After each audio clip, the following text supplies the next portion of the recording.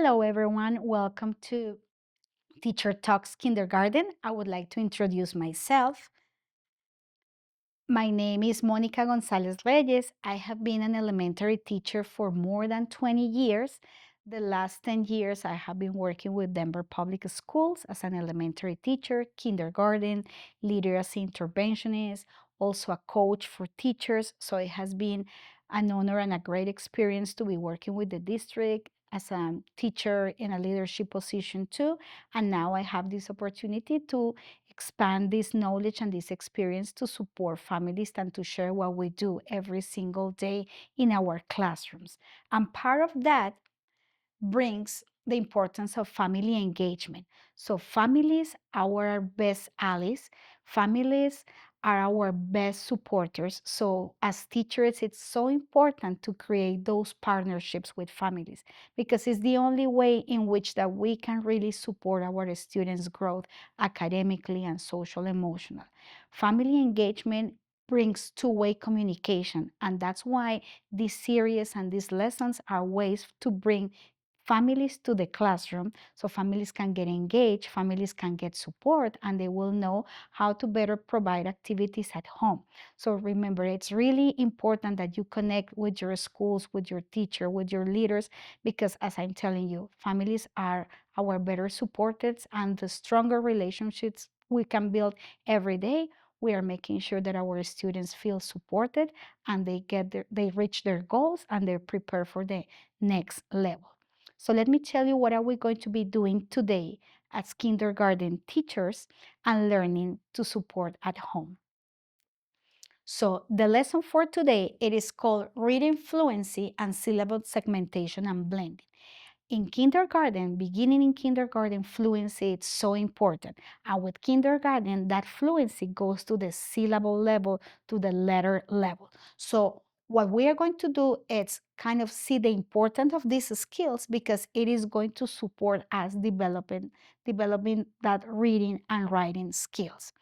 We are going to have practice around syllable fluency strategies, and we are going to see what do teachers do in the classroom to segment, to blend. So those are going to be little resources that you can apply at home and support your students. Materials that we're going to be using, we have syllable cards and syllable cards that we are going to be using working with paper index cards and whiteboards, dry erase marker, or any written utensil that you will have at home in order to work on that. So let's get started. What I'm going to start showing you right now are those strategies that we are using in the classroom to support that fluency, to prepare students to be readers and writers. And the first strategy is called continuous blending fluency. And there is a script that is like a simple way that you can use to practice, and that is something that we do here at school in the classroom to practice that continuous blending.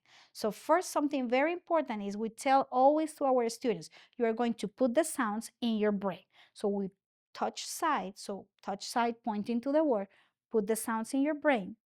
Then we say blend. When we said blend, we are using our fingers to create a loop on each grapheme, on each letter that is producing a sound. So they are going to be making sure that they are going to connect them.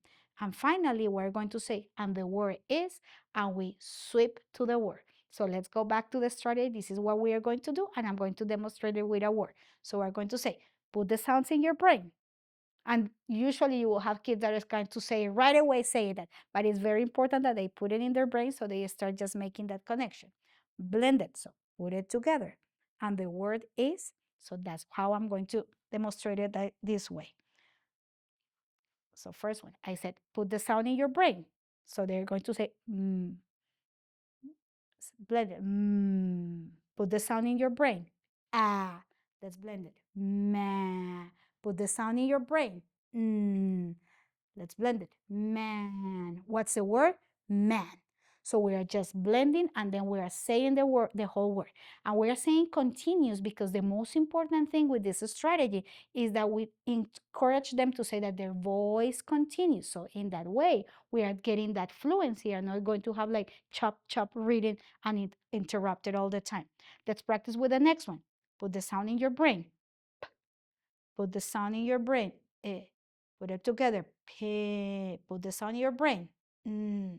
Let's blend. Pin. What's the word? Pin. So the purpose, again, remember, it's making sure that we are connecting those sounds, and also we are having our brains ready to practice. So let's practice one more. Put the sound in your brain. Put the sound in your brain. Put it together. Mad. Sound in your brain. Together. Mad. What's the word? Mad. So in that way, remember, we are encouraging with that continuous blending to make sure that voice don't stop, and we're putting that together. We're getting fluency here at the syllable here with the letter level, and then we're putting together the syllables. We're getting that fluency together. Let's go to the next strategy. The next strategy is called additive blending. So we are going to begin adding sound by sound. In a way, we are saying sound by sound, but we are going to make sure that we are still connecting those. So we are going to use for this strategy our whiteboard or any writing utensil that you have. So let me demonstrate it. Let me get here. Whiteboard, easy way. So I'm going to say, write the first sound. I will write it and I will say, sound is, pointing to the first sound. I will write the next sound. Say it, sound is. I will say blend. So when I say blend, remember I put my fingers together to get the two sounds. Write the last sound. Sound, I pointed, blended, three sounds together, finally the word. So I'm adding, but I'm making sure that in that adding piece, I'm connecting them. So let me demonstrate how does it look like. So I'm going to say sound, sound, together, man, sound, together, man. What's the word? Man. So in a way, I'm doing that continuously. It's a way to show that, yeah, it's continuous. The difference is that I'm going to making sure I'm writing one by one, sound by sound. But we continue connecting and making sure that we're having that fluency. Let's try with another one. Let's do run. So I will say sound, sound, together, run. Sound, together, run. What's the word? Run. So I'm doing it, making sure that I'm having one at a time, and in that way, getting that fluency, putting them together, asking them to think about the sound, and then doing that together, blending. Another strategy, it is called the spelling focus blending, and this one comes really tied to spelling patterns. So usually when you will see that teachers are sending homework with the special sounds, maybe they are practicing short vowel sounds, or they are with the R control vowel sounds. So it's really focus on exactly what's the sound that we're practicing. In this case, we have the A consonant E. So that's the new sound that we're going to be practicing. So we say sound, sound. These vowels are making just one sound, yeah, A. So sound, sound, A, sound, what's the word? Male. So I'm making sure that I'm focusing on that specific sound, that pattern. Sound, S, sound, and I'm pointing to the two letters because I have A consonant E. A, sound, what's the word? Sail. So for this specific, it's really focusing on, is there a particular spelling sound that I'm practicing? Is it a long vowel sound? I'm practicing that short vowels. So keeping in mind that strategy for that specific purpose. More in kindergarten, kind of at the end of kindergarten, we start with that multisyllabic blending. And basically here, when we start using compound words, when students are reading compound words, we can just really focusing on parts of the words by syllables. And the way to do it is that we are just covering all the syllables except the first one, and we are going to make sure that they are able to read. In this example, I have the first syllable. So I have sun, syllable, sun, syllable, shine, word, sunshine. So I got by syllable. Syllable, bee, syllable, hive, word, beehive. So I'm just making sure that they are reading those specific chunks, units that are making meaning to them.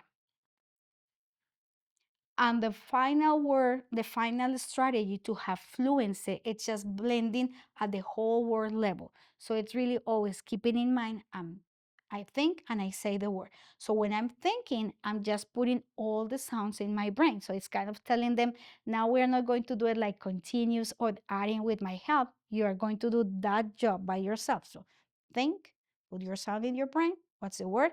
Napkin. So that is going to come at the advanced level, but it's also giving that fluency, and they are the ones that are doing that heavy lifting.